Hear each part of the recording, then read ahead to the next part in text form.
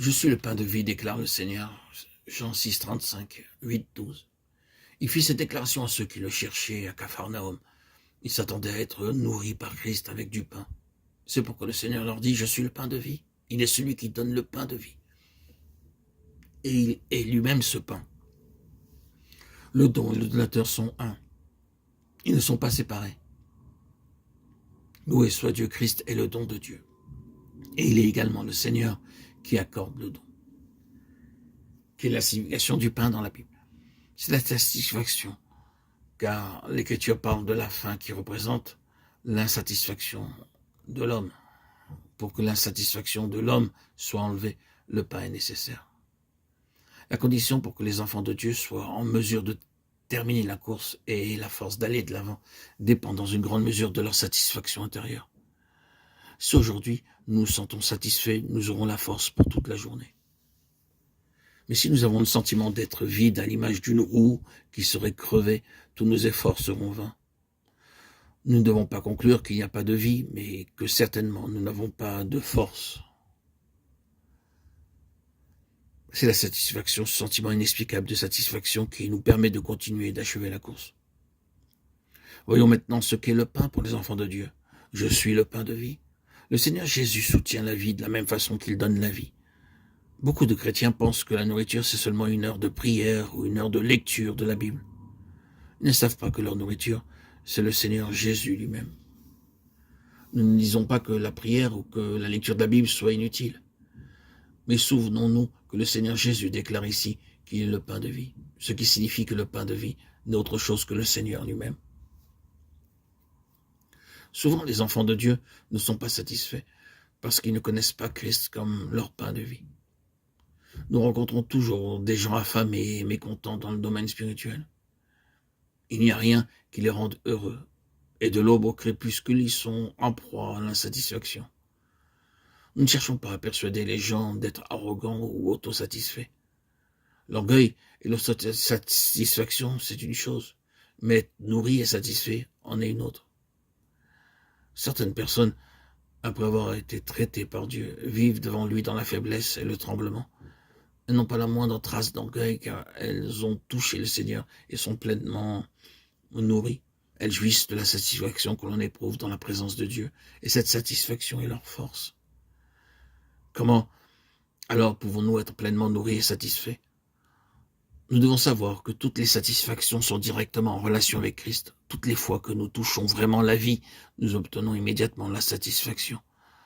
D'autre part, lorsque nous péchons contre la vie, nous ressentons aussitôt une perte. En anglais, blow-out, signifiant l'éclatement d'un pneumatique.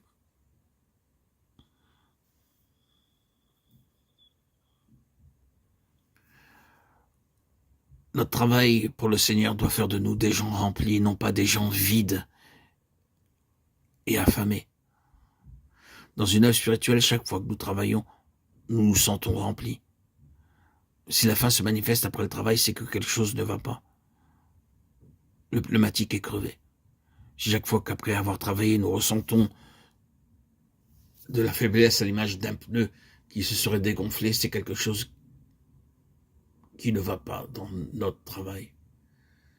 Car, frères et sœurs en Christ, si nous marchons dans la volonté de Dieu et non pas par nous-mêmes, nous ne nous sentirons pas dégonflés, mais en permanence fortifiés. Bien souvent, nous accomplissons un travail, non pas parce que nous en sommes convaincus par le Seigneur, mais parce que de toute évidence, le besoin est grand et que la demande se fait pressante. Et nous ne pouvons exprimer aucune lassitude intérieure, parce que nous sommes selon la volonté de Dieu. Mais lorsque ce n'est pas entre les mains de Dieu et que par notre force et notre propre volonté, alors nous éprouvons un sentiment d'insatisfaction, de faim. Pour ma part, pour mon expérience personnelle, je n'ai jamais été aussi avide de produire et de publier des vidéos et des audios sur Internet depuis le 21 juillet 2021, sans aucune fatigue, sans aucune défaillance. plus de 100 000 audios sur mon ancienne chaîne historique, Jésus-Christ le roi Messie, Yeshua Melech HaMashiach, et plus de 40 000, 30 000 et 40 000 sur Instagram, TikTok, sans aucune fatigue. Ma force ne s'est jamais estompée. Je savais que c'était la volonté de Dieu. C'était le désir profond de Dieu, sa volonté. Je n'étais jamais en repos, matin, midi et soir. En permanence, je produisais des vidéos, des audios. C'était une joie, et ça l'est toujours, sans aucune fatigue. Je rends grâce à Dieu. Je rends grâce à Dieu qui prolonge ses forces en moi, qui me donne une joie profonde d'annoncer ces messages. Grâce et louange à Dieu, voilà ce que je peux dire à ce jour. Merci Seigneur. Et je témoigne de cette vérité qui est en moi, profonde, que lorsque nous faisons ta volonté, la force ne nous manque pas.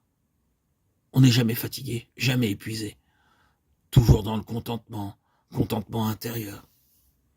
On est fortifié par cette voix intérieure qui nous dit toujours d'avancer, d'aller de l'avant. Non une autosuffisance de l'homme charnel, mais une joie de faire la volonté de Dieu, tout simplement, de marcher selon ses voies. Et cette paix intérieure, cette grâce merveilleuse qui me comble, moi qui, pendant 34 ans, étais toujours vidé de moi-même dans un déséquilibre constant et qui marchait selon mes propres volontés, dans des désirs qui n'étaient pas ceux de la volonté de Dieu. Malgré mes désirs spirituels, de suivre le chemin, c'était toujours des échecs. Depuis le 26 septembre 2019, où j'ai vécu ce baptême par immersion au lac de ma ville, et j'en suis sorti transformé, transfiguré. Ma vie a basculé, et aujourd'hui, toute ma vie réside en toi, Christ, qui est ma joie, qui est ma force, ma fortification, ma forteresse. Je ne suis plus du tout épuisé, plus du tout vidé, mais toujours dans le contentement de te suivre, de vivre la Bible, tes enseignements. Rempli de toi, Seigneur Jésus, par ton esprit. L'épuisement ne me connaît pas.